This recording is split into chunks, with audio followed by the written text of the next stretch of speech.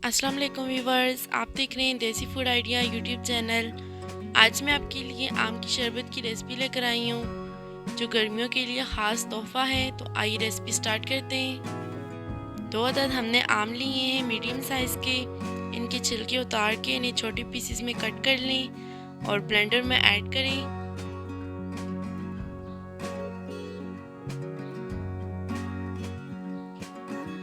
और थोड़े से पत्ते हमने पुदीना के लिए हैं, ये इसमें ऐड करें। 1 टीस्पून नमक,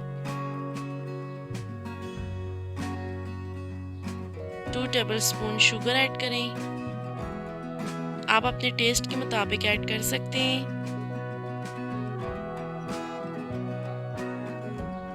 1 टीस्पून काला नमक,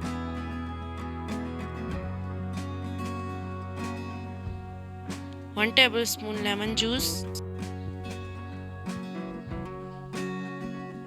और थोड़ा सा पानी ऐड करके इसे ग्राइंड करें।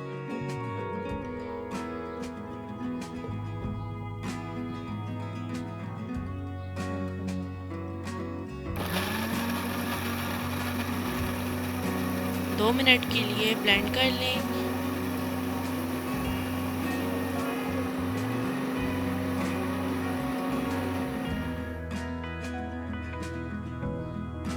और अब ये रेडी है, इसे छान लें। एक ग्लास लें, उसमें थोड़ी सी बर्फ़ के क्यूब्स ऐड करें